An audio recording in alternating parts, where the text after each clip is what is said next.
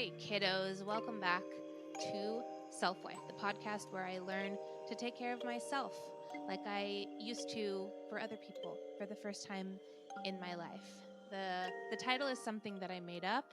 It's based on the idea that the role of a wife in this society is to give and to sacrifice and to support, and the idea of like having a wife feels so abundant because it conjures images of like being taken care of and the nurturer of the space and maintaining the hearth of the home. And I just decided I wanted to turn all that stuff inward and give it all to myself and see what that felt like for a change, and then build a new life foundation upon me being a self-wife, a wife to myself. And here to share my experiences of doing that to hopefully encourage you to do the same.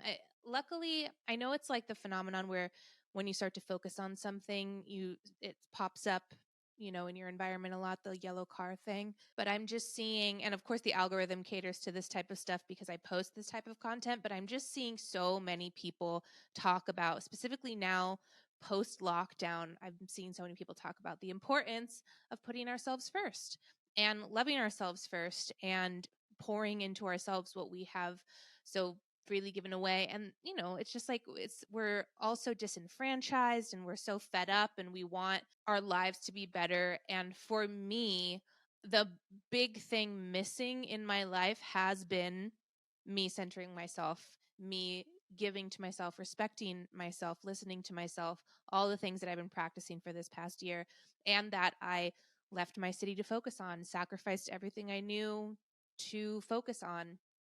And I have to say it's paying off. I feel honestly just so happy to be who I am for the first time in my life. And I'm grateful for myself, and I have made space to notice my strengths and the things about me that are worthy rather than needing other people to tell me that aspects of myself are worthy. I've just been everything that I want to receive from other people, I've been giving to myself. And I just won't ever I won't ever live another way again. I'm a self-wife from here on out. Today, I'm just going to do a roundup of everything that I practice on a daily basis to regulate my nervous system. I posted the other day about being at peace for the first time in my life and how it's such a new phenomenon for me. Peace is so new and I love it. I used to think I was bored by peace. Like I used to think that peace made me bored. I think that probably used to be true about me as well. But, I had a lot of healing and growing to do. And now I'm just obsessed with peace and my friends are the trees. And I just like spend all this time alone and cook and I'm just like alone with my thoughts. And I just practice being loving to myself and giving to myself. And it's really life changing. And I'm going to tell you I mentioned that I do 9 different things per day to regulate my nervous system. And I'm going to share them all with you with the caveat that I'm in a very specific time in my life, huge transitional time in my life. Everything I own has been in storage for over a year. I sold my car to focus on myself and to heal myself and to build a new foundation with my nervous system, build a new foundation with my headspace on which to place the rest of my life, because the way I've been living has not been working. So I've made a lot of changes, and that's my whole thing. I know that if I would have heard somebody else share a list of 9 strategies that they employ every single day to regulate their nervous system, I would have been like, great, bitch, I don't have time for that. Who has time for that shit? And that is so valid. I have created time for myself. For the first time in my life, I have created nothing but time for myself. So I don't think it's realistic for everybody to do all of these things every day. And I also know that I won't always do all these things every day. It just won't happen. Life, ebbs and flows. But I'm going to tell you these practices, they are all very accessible. And they are all practices that, like, I'm going to start with the ones that work for me the most, that I notice immediate benefits from, because I would encourage you to implement the ones that are the easiest for you and that you get the most benefits from, and maybe even just choose one at a time and work on implementing that as many times a week as you can and then build. I also want to say I've been building on these practices for the past year. Like I've added to this list of things I'm going to share with you. I've taken things off the list. I've changed things out, but every day I do have now a pretty lengthy list of practices that I engage in that are for the benefit of my well-being and my health and my self-expression and to regulate my nervous system. So just very briefly, I was raised in such abusive chaos and I had such bad anxiety. And I've shared this before, but I would like sweat through my clothes from anxiety before I would even get to school. Like terrified of everyone and everything was taught to be. And obviously that carried into my adulthood and has hindered many aspects of my life. But I've also worked on it so much and come so far. So I went from a person who would shake and cry from nerves well into adulthood in settings where that was totally inappropriate to being able to perform live readings, to be able to like audition for commercials, to be able to act in commercials, to be able to take an acting class and perform in front of people. Like all things that I would have never been able to even consider before. And I also want to say that this last year, what I've really been working on personally is just expressing myself because I have such an active mind. I'm writing all day, every day. Ideas for films, jokes, essays for myself. I don't really write poetry anymore, but I used to. I went through a real rhymey poetry phase. And my big thing is I'm trying to just become brave enough to share more freely because I have had such a tendency to like even get to the point of like, okay, I recorded this thing. Now I'm going to upload it. No, it's worthless and stupid. Everyone's going to think that I'm worthless and stupid, whatever. Like that's the baseline programming that was instilled into me that I work through in my life. Right. So I just want to say like, for me, how much I've expressed myself with this podcast weekly or even on TikTok in the past since May is a huge uptick from what I'm usually comfortable with.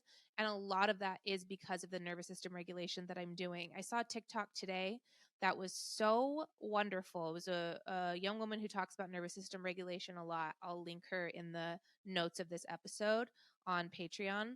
But she said that self-expression is the opposite of a dysregulated nervous system.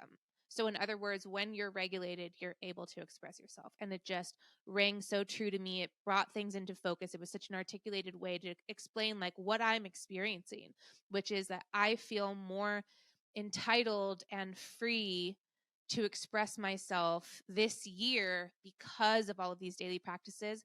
And also, I have to say, because I've removed a lot of people from my life who dysregulated my nervous system and left a city that dysregulated my nervous system because of memories of things that have happened in that city and people that, turned out to not be who they say that they are. And I've been coming at the calming of the nervous system thing from all directions. So I want to encourage you.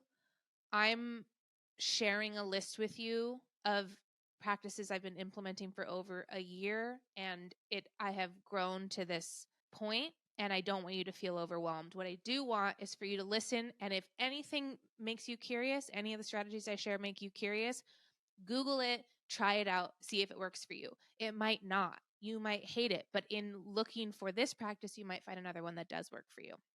I'm just going to go down the list and I'm going to basically explain to you what I do and what the benefits are in my opinion. And that's going to be the whole episode today. I just want to give you a list of ideas. Now, the way that I keep all of these organized is I use an app called Habit Hub. I've recommended it before. I love it. It's simple. You can change the duration for how many times you want to be bugged about the specific habit. It kind of just does everything that I want it to do. And so I have all of these plus other practices that I focus on every day in this app, and you just get to check them off every day. And then you can go look back and look at your scores and see how consistent you are actually being. So I'm going to start with one of the more recent practices that I've adopted and one that I felt incredible shifts from immediately, and that is somatic shaking specifically. Somatic shaking. Now, I have done somatic therapy with a practitioner before, and I've talked about that on this podcast, and that's really helpful too. My practitioner's name is �.𖥧.𝡼. She used to live in Los Angeles. She was an actress when I met her. She's now moved with her family overseas. I won't reveal her new location just in case she doesn't want that, but you can find her online. Her name is �.𝥧.𝡼. It's such a unique name. I met her. She started an organization called Enchanted Children, and it teaches children how to play, really, and how to express themselves through make-believe scenarios. And you bring costumes to each classroom, and it's really fun. I did that after I retired from teaching, and that's how I met her. And we just had a lot in common. Our passions were similar. And I took some somatic therapy sessions with her, and those were phenomenal because they're somatic therapy. For me, what really stood out to me is that it's all about just focusing on what your body needs at any given time. And before that practice with her, I can truly tell you that I was not thinking about my comfort just from moment to moment ever. I have lived so much of my life in discomfort, surrounded by things that make me uneasy, surrounded by things that disgust me, surrounded by things that scare me, that make me uncomfortable, that I've really had to block out a lot of like how I interact with my environment. And so I just make do with like shit. Like I used to be the type of person, for example, that can sleep anywhere, quote unquote, fall asleep anywhere. And that was true because like comfort wasn't even something that I was registering in my body. I could very easily lay on a hardwood floor and fall asleep because I didn't need comfort to survive because I didn't have it. Somatic therapy is just basically the opposite of that. It is like, hey, tune into your body right now and see if there's something that you can do, even if it's minor, to make yourself a little bit more comfortable in this moment. That practice blew my brain wide open. I see myself differently now. I'm able to interact with my needs, recognize them a lot more easily because of somatic therapy. Somatic shaking on my daily habits list is very simply standing up, having your feet shoulder width apart, and for 5 minutes, shaking your arms and kind of bouncing up and down. Feet flat on the floor, bouncing your legs and shaking your arms, and you do it for 5 minutes. Ideally, you do it for 5 minutes twice a day, in the morning and at night. I will tell you that when I started doing this, after the first 5 minutes of shaking, I felt euphoric. Like would lay down on the bed and just get a rush, like I was like drugs were coming on. Like just an incredible feeling of release. And so as much as I could, I practiced morning and night somatic shaking, and every time I just felt it's nice. Like you it's different than meditation, obviously, in basically every way, but like it's the type of physical practice where you feel different afterwards, even after just 5 minutes. You're getting the blood pumping, it scientifically makes a lot of sense why you would, but I like it because there is like a rush and a feeling of release involved, especially when I do it before bed. I find that I just like drift into sleep in a more peaceful, more enjoyable way. It really, really, for me, has made a huge difference. And people who teach somatic shaking say, like, do it twice a day and watch how your life changes. And I have to say, I can't get into the details.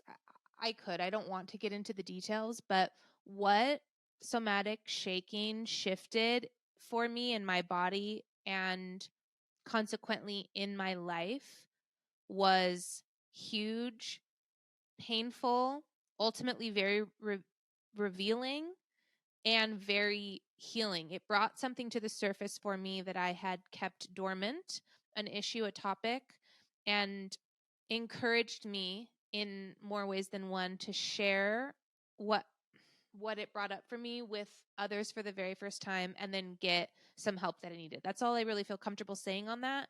But I will say that direct results from the somatic shaking for me, like it did shift emotionally things in my life, physically, tangibly. I am clearer about certain things and more healed on certain subjects, specifically after somatic shaking.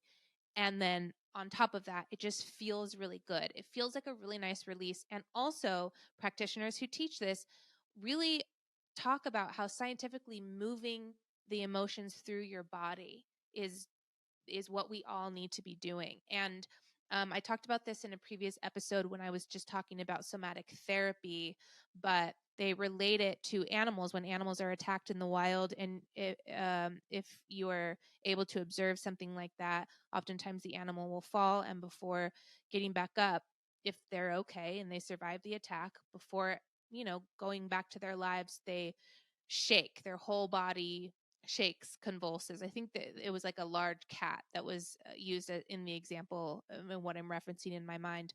And that is to move the emotions through their body and get back up and, go about their business. And it is, I will say, I do feel that emotions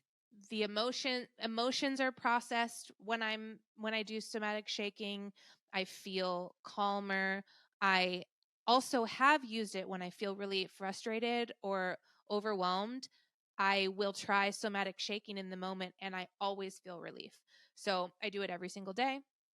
I now incorporate it into the next thing I'm going to tell you about. So I kind of do a combo of two things. But I don't have a specific practitioner for somatic shaking. I've seen a couple YouTube videos about it and TikTok videos. Look it up for yourself. Somatic shaking. It's a very quick practice, daily if you can, twice a day. If not, once a day is better than nothing. And I bet you'll feel some shifts. I know that it's good for you to do this. And if I remember correctly, it helps lower cortisol levels as well, which is something that I've really been working on. So the next thing, now this next practice I just started doing, I think like 3.5 weeks ago. I just discovered it and I love it so much. And I hope that I do this every day forever. So go on YouTube and type in the big 6. And then if you want the word lymphatic, and do this practice every single day. There's this dude on there. He talks about how everybody needs to be opening up their lymphatic systems, and we have 6 points on our body that need to be draining. That's where our lymphatic draining system points are. and we need to be helping them by massaging them to like just move things through. And so he tells you specifically what order you go in, but it's just 6 points on your body and you only have to do it once a day. And he says that's all you need. And then your whole lymphatic system is like up and running and flowing. And the first point, I'll just tell you briefly, but I want you to look up the video and do it according to his instructions. But the first point is like under and over the collarbone. You're just going to rub and then you tap. And then on the other side as well, you rub and you tap. I do it for 30 seconds to a minute. And then you do the neck, rub and tap. And then you do right here you have lymph nodes under here and under your armpit. So you're rubbing right here. This is going to be better for the people who are watching the podcast or just watch his YouTube video. But right here where your chest meets your armpit and then in your armpit too, you're going to hold those pressure points. Then there's 2 spots on your stomach, one a little bit higher up and then one more on your abdomen, and you're going to push and clockwise and counterclockwise both of those points, and also patting and rubbing, and then both hands together on the lower abdomen, clockwise and counterclockwise, patting and rubbing.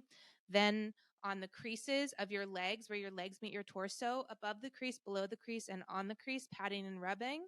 And then behind your knees, he specifies which area of your knees, and then he wants you to stand up and end it by somatic shaking. So he actually has you bounce your heels up and down, whereas the somatic shaking I did before this was just feet flat on the ground. But either way, you're continuing to move those emotions, those chemicals through your body, releasing stress, and also the lymphatic release that is happening because you just got all of the points stimulated is aided by the shaking as well. And so he wants you to end with like 30 seconds to a minute of shaking. And here's the thing about that one.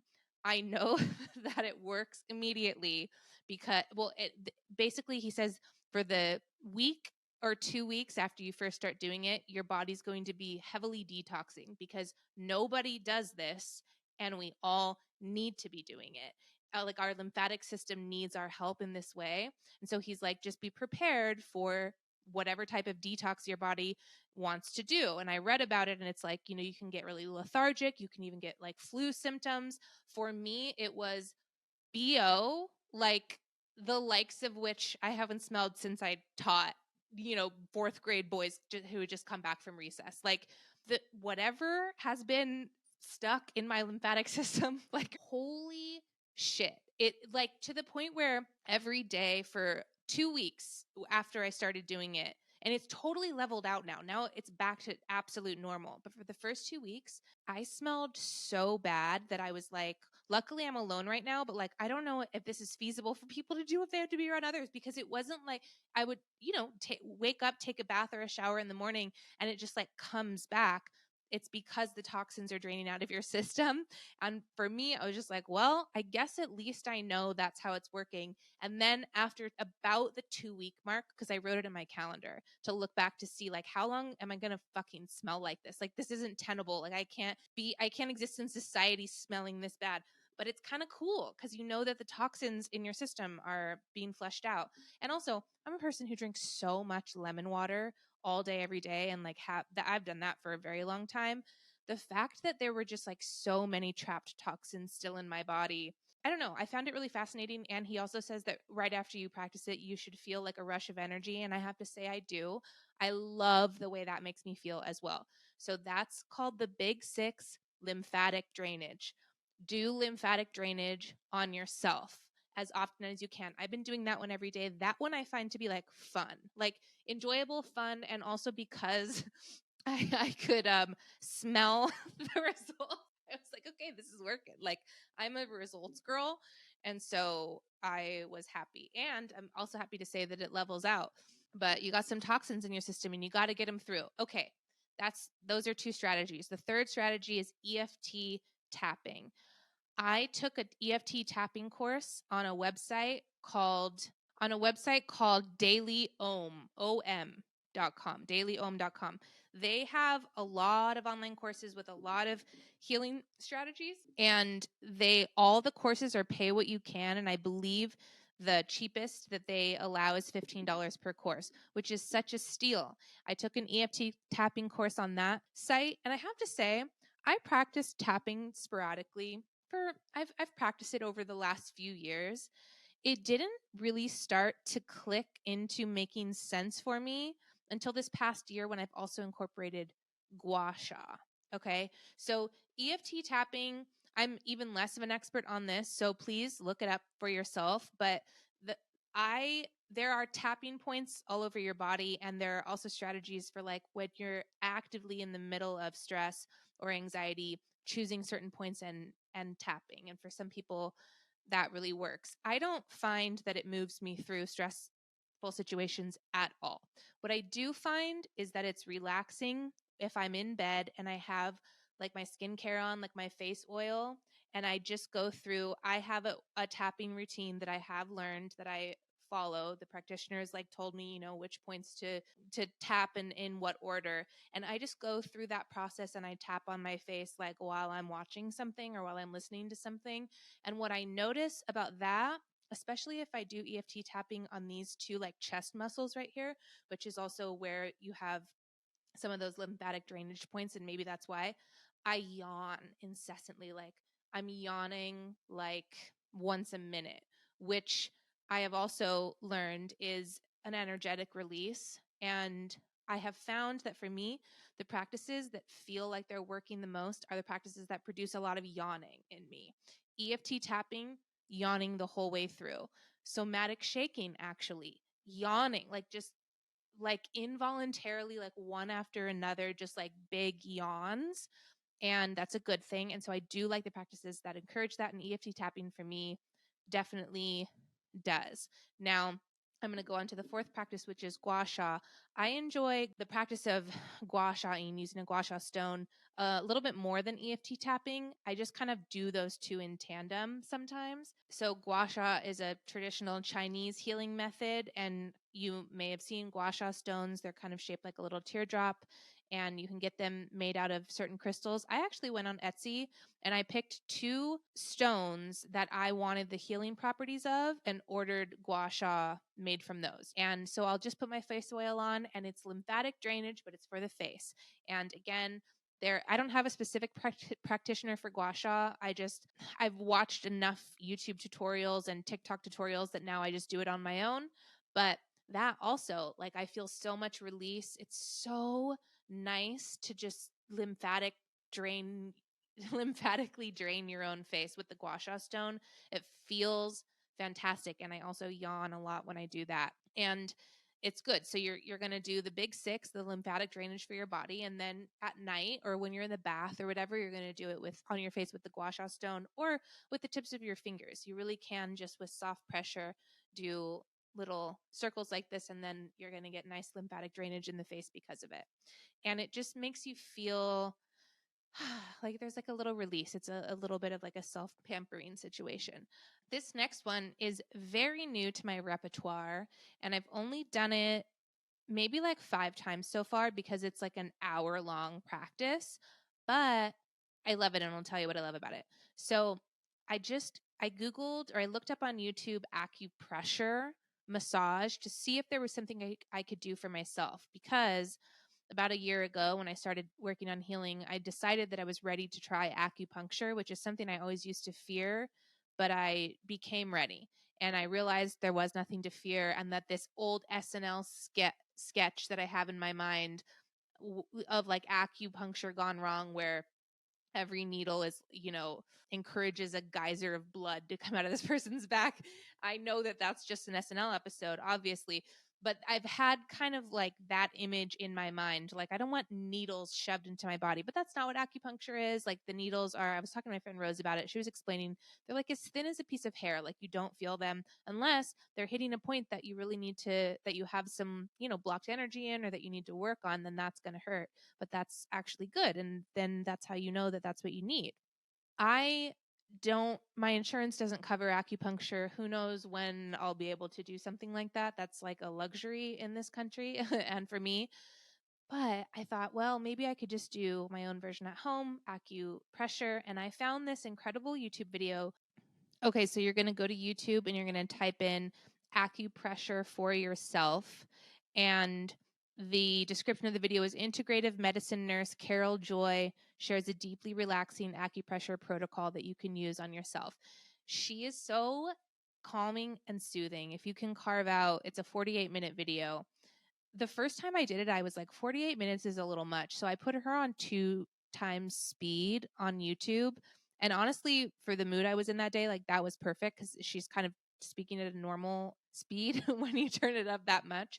And since then, I have done the full practice at regular speed and just allowed myself to be with it and to be with her. She's so soothing. She's in her nurse scrubs. She's in a chair in the middle of a purple room, and she's just talking you through the points and how long to spend on each one. And it's just a really nice way beyond the acupressure itself. It's just like a nice way to spend time with yourself and to just give to yourself. And it's all it is like squeezing and holding certain parts of your body. I do experience some yawning with this, not as much as with somatic shaking or with the lymphatic drainage. That's a lot more yawn release for me. But this is definitely a wonderful way to regulate your nervous system and just take care of your health, and you can do it for free at home. Cross that off the list. The next thing on the list is hip stretches. So they say that we store a lot of trauma in our hips. And I think I first became introduced to that idea when I read The Body Keeps the Score. But it's also, that's pretty well known in like the healing world, is that we're supposed to carry trauma in our hips. And so specific hip stretches are really good for trauma release. That same website that I mentioned earlier for EFT tapping, Daily Ohm, also has a hip release for trauma workshop. By the way, you buy those classes and you have access to them forever, and you can go back through and take them as many times as you want. I've done probably 10 different classes on that site. I do like it. They're always different practitioners, and I've gotten a lot from all of them. There's a hips course on there that's just all stretches for trauma release. They are also available for free all over YouTube, probably on TikTok at this point. But I have watched just several videos, and now I kind of have my own stretches that I'll do just like when I'm in bed at night before I go to sleep. And it's just a lot of like spreading your knees apart and like letting your pelvis go toward the bed and feeling that stretch. Lots of yawning for me. One knee forward, one leg back, and kind of like a little bit of a split, and just like stretching into the hip. There's a lot of, on YouTube, you'll find just like tons of movements, like hip circles and hands in front of you and kind of like swaying back and forth. Find a practitioner that has some movements that you really like, and you can practice hip stretches for as long as you want. I used to do, when you do those classes, you're practicing for like 10 to 15 minutes, I believe. But my hip stretches that I do daily, maybe 5 minutes, maybe 10 if I'm like watching something and it's like easy to also stretch my hips. I just like knowing, and it's on my little habits app. So like after I stretch specifically my hips, like I like the idea that I'm releasing stored trauma from my body, and I check it off the list and it feels great. When I first started, I definitely felt a lot more of a response to it, like the yawning and the like. Sometimes it would bring up emotion, and sometimes it would make me feel tired. And now I don't feel that necessarily with the hip stretches. I like it. Have grown to like them, I guess. What's better for regulating the nervous system than releasing trauma, stored trauma from the body? The eighth one, I only have two more to share. The eighth one, I've talked about this a lot, but Reiki practices. Reiki is a Japanese healing practice, and I find so many practitioners on TikTok Live. Women, there are men on there. I haven't found a man who I personally connect with yet in the Reiki world, but I'd love to.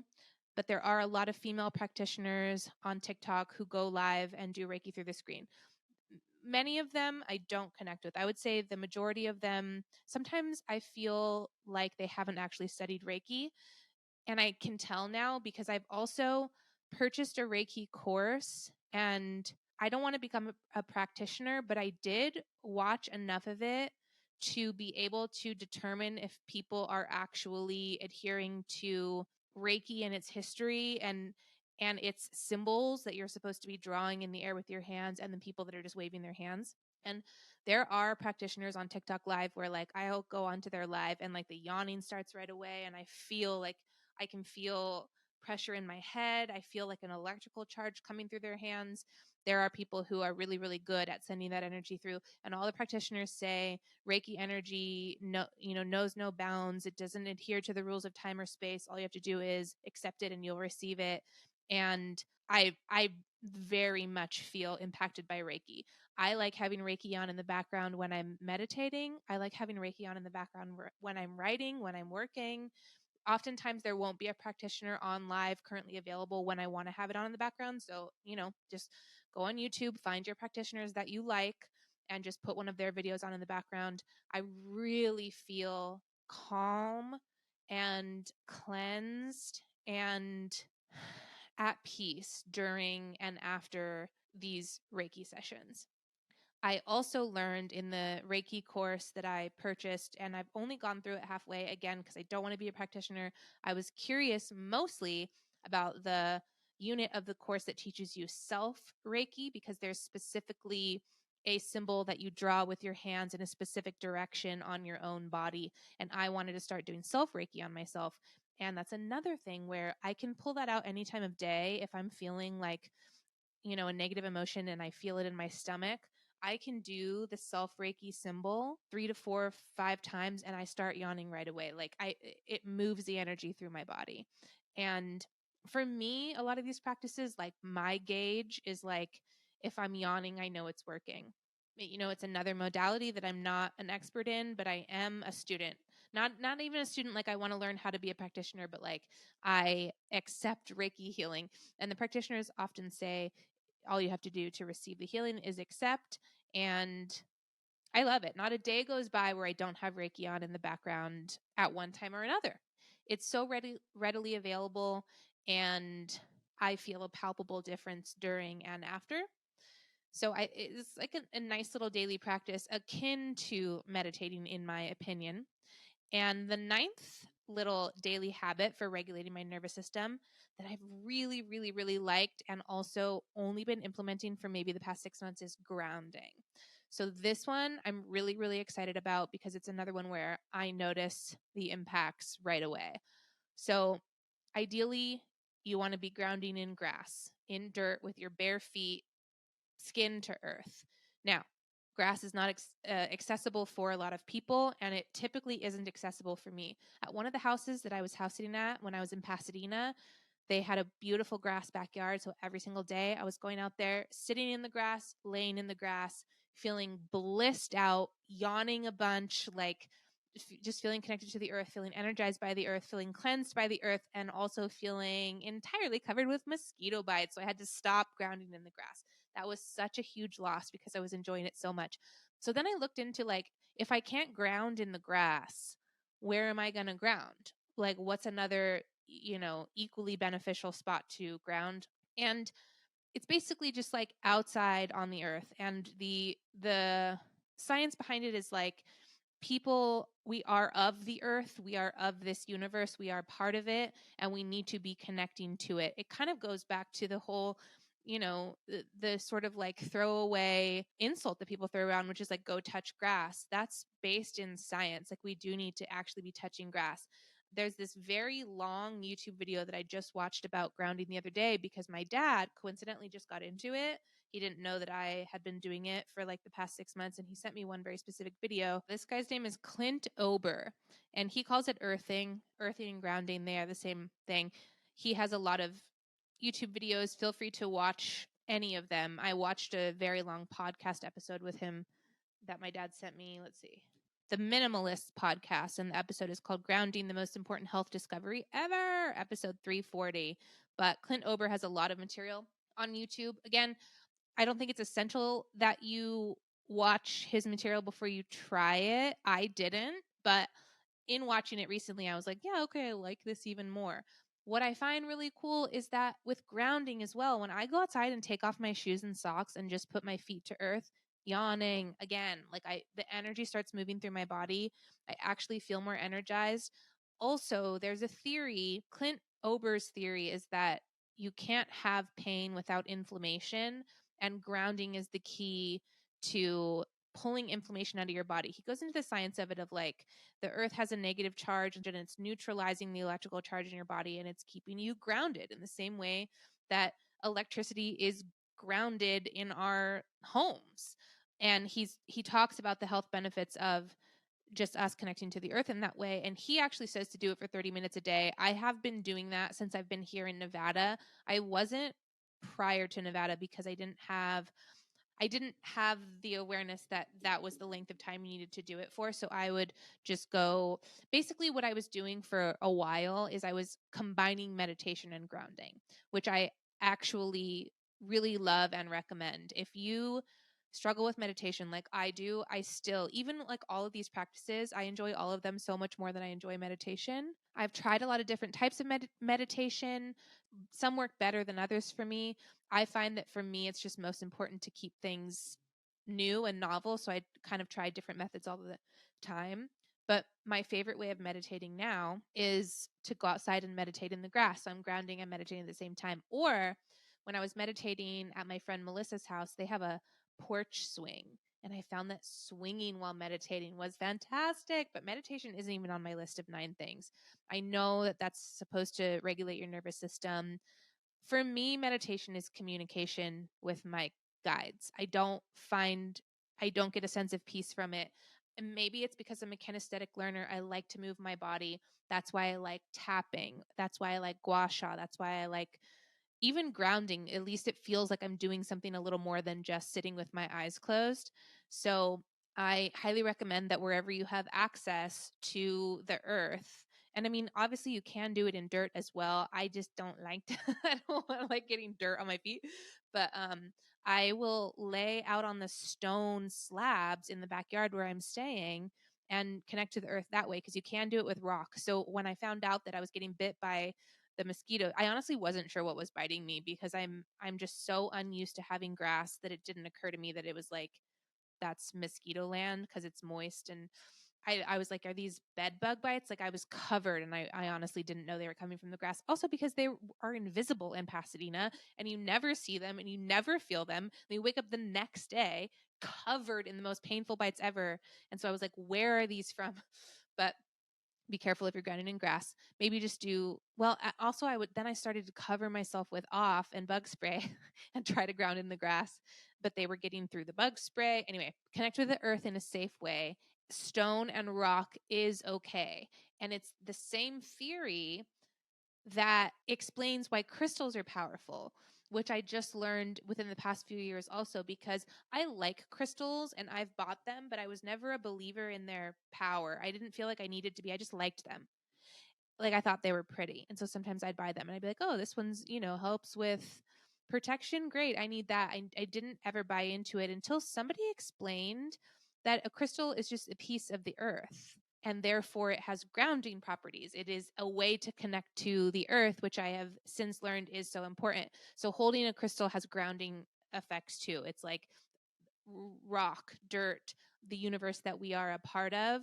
We get all full of all this bullshit, and we get all of these like wild electrical charges, and our cortisone levels are super high, and then grounding, just putting skin to earth, pulls all of that down and is supposed to be very cleansing and healing for you. And I like it now, and I do buy into it now even more so, because the other day, so back to Clint's claim that you can't have pain without inflammation and grounding helps with inflammation. I woke up the other morning and my right knee hurt so badly, and I hadn't done anything. I hadn't even worked out the day before. I didn't know what I had done. But since I've been waking up in the morning and going outside to ground, I'll like drink my coffee and ground outside. I was like, well, let's go see if, you can't have pain without inflammation and grounding helps. There are stairs here where I'm staying. I had to limp down the stairs because my knee hurt so badly. It hurt to even bend it. And I am here to tell you that after grounding for 20 minutes, not even the full 30, my knee didn't hurt anymore. It is a thing that happened. I'm still skeptical. The one thing about me is I'm always, especially when it comes to like this type of stuff, healing, the medical industry, the human body, I really want to be middle of the road. I believe in natural remedies. I believe in holistic medicine. And I also believe in Western medicine. And I also believe in medical treatment when necessary. So you're never going to see me needing knee surgery and being like, it's fine, I'm just going to spend 5 more minutes in the grass. No, I will do both, when the need calls for that. But I did put it to the test, and yeah, it could be a coincidence that my knee just like felt better after 20 minutes and would have anyway. But it was like, couldn't bend it, limping down the stairs to like feeling totally normal. And so great, loved that. And so I've been grounding every single day. I'm going to be grounding right after this actually, because I haven't yet today. And that's it. Those are my 9 strategies that I employ every day. And I do most all of them every day. There are several days where I am able to do all of them. I don't gua sha every day. I don't do EFT tapping every day, but all the others I do cycle through every day at this point. And I can say that collectively, it all has made a big difference. I also want to say I've been working on healing my nervous system in various forms of very intense therapy as well. So my MDMA therapy sessions that I engaged in over and over again over the course of a few years hugely reset my nervous system. CBT, cognitive behavioral therapy, targeted my nervous system, and my therapist worked to help me feel my emotions and tune into what they are and process them. I've taken online classes about how to feel your feelings. I, have done the intense type of therapy that has you like crying and emotionally purging, and sometimes physically purging, throwing up. Like I've talked about a lot of these things on previous episodes, but these daily practices, I want to say for me, because of the type of life I was born into, the type of trauma I've been subjected to in my life, I wasn't going to get to a place where my nervous system was regulated. And meanwhile, I also want to say, like, these are practices. I'm going to have to continue practicing these things always. Like, it's very, like, if I go back into chaotic environments with chaotic, unsafe people, I will become dysregulated again. And I'm very aware of that. I'm not like and that's how I regulated my nervous system. Moving on to the next thing. No, these are practices that I will just be engaging in forever because I know that they're good for me and I know that they make me feel good. But I also have done the like heavy lifting, the big scary work, the emotional excavation, the like scary trauma healing, facing your demons, forgiving the people that have hurt you. I've done shadow work. Shadow work has been incredible for regulating my nervous system. I've talked about beta blockers in the past. I used to take beta blockers. I I have these other big things in place or have experimented with these other like big time healing modalities and types of therapy, and also I'm medicated. I just want to say that. I I hate when people are like, "Oh, I mean, my life was in shambles and then I started cold plunging and everything was fine." I don't think that's realistic. I don't think that's how it works. For me, there has never been like one thing where I'm like, "Well, that's what I needed and now I'm fine." I have needed different things as I grow and move on through life and as I get older. Like, the idea that I think this is just based on a fucking meme I saw, which is that the body is less like a machine and more like a garden. And every day you need something a little bit new to make the flowers grow. Sometimes you need shade, sometimes more oxygen, sometimes more sunlight. Sometimes it's time for those flowers to wilt and go into another season. Like, your needs are constantly evolving. You're hopefully constantly healing and adapting and growing and changing. And so the things that you're going to want to practice will shift as you do. And that's been very true for me. This is the list of nervous system calming practices that I engage in now. I bet 3 months down the road, I will have added and subtracted things from this list. And I don't think that these sort of small, quick daily practices are everything. I think changing your environment, if you can, is huge. Removing people from your life that dysregulate your nervous system is also very huge.